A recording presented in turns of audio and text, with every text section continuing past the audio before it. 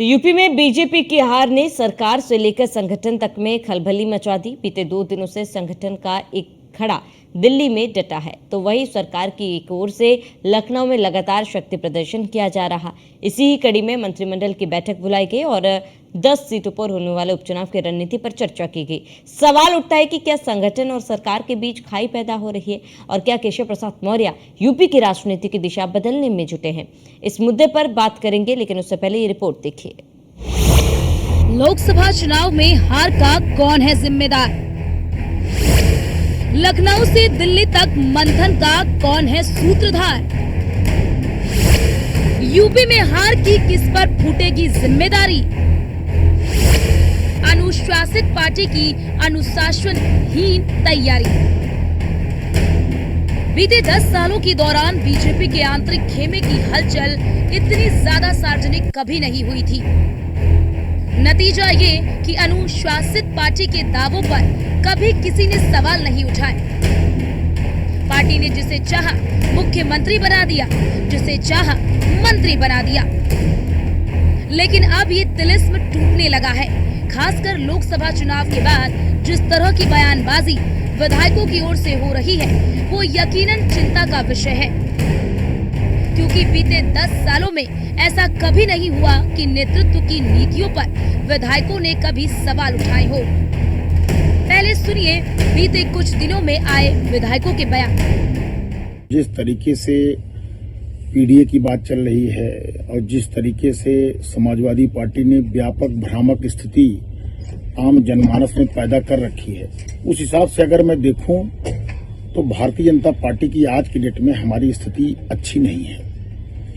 स्थिति अच्छी हो सकती है, उसके लिए मैं समझता हूं केंद्रीय नेतृत्व को बड़े निर्णय लेने पड़ेंगे। केंद्रीय नेतृत्व को जो है कहीं न कहीं उत्तर प्रदेश के चुनाव पे पूरी तरीके से फोकस करना पड़ेगा। भारतीय जनता पार्टी की एक एक कार्यकर्ता को, एक एक जनप्रतिनिधि को मन से लगना पड़ेगा, तभी हम 27 में सरकार पुनः बना सकते हैं। नहीं मेरे 42 वर्ष के राजनीतिक जीवन में तहसील और थाने का ऐसा भ्रष्टाचार न सोच सकते थे, न देख सकते थे, वो अकल्पनीय है।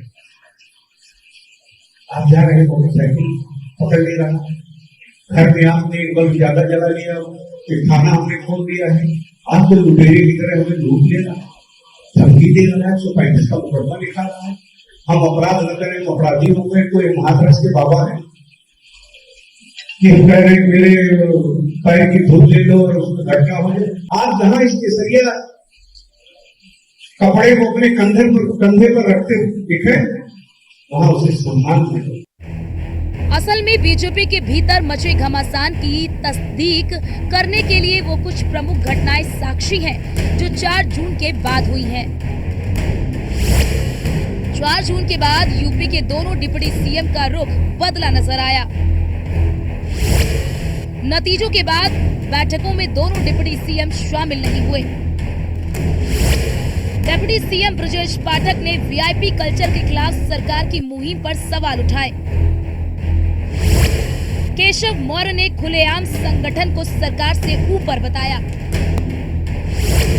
सरकार की कई अहम बैठकों से दोनों ही डिप्टी सीएम दूर रहे। इसके बाद ही सवाल खड़े हो गए कि क्या वाकई यूपी सरकार में सब कुछ ठीक चल रहा है। ऊपर से केशव प्रसाद मौर्य की लगातार दिल्ली दौरों ने भी माहौल को सशंकित बना दिया। यही वजह है कि अब अखिलेश यादव भी निशाना साधने से नहीं चूक रहे। ये कमजोर पड़ गए हैं, ये कमजोर पड़ गए हैं। एक दूसरा जो बाई इलेक्शन है, आप सही कह रहे हैं, 2 केवल ये फैसला टला है। ये सरकार कुर्सी के चक्कर में जनता को अपने हाल पे छोड़ दिया। कुर्सी की लड़ाई में जनता बहुत परेशान है। नहीं, वो दर्द सिराथू वाला है। जो सिराथू में चुनाव हार गए थे केशव मौर्य जी, वो दर्द वो है। वो दर्द अभी तक उनके पीछे लगा है, चला आ रहा है। उसी दर्द से केशव मौर्य परेशान है और वो दर्द बड़ा दुखदाई दर्द है। वो उनके और मुख्यमंत्री जी के बीच का दर्द है। वो जनता समझ चुकी है और जनता उसका जवाब लगातार दे रही है। कुल मिलाकर अगर बीजेपी के अंदर खाने जो कुछ भी चल रहा है वो कम से कम स्वनाम धन्य अनुशासित पार्टी के लिए तो कतई नहीं उचित है, क्योंकि जिस पार्टी में अब तक नेतृत्व का निर्णय सदैव शिरोधार्य होता था, वहां अगर विधायक तक खुलेआम बयानबाजी कर रहे हैं तो ये अच्छे संकेत नहीं है। सवाल बड़ा ये कि क्या बीजेपी में हार के बाद वो खेमेबंदी सतह पर आ गई है जो जीत के खुमार में दबी पड़ी थी। Bureau report, news 1 India.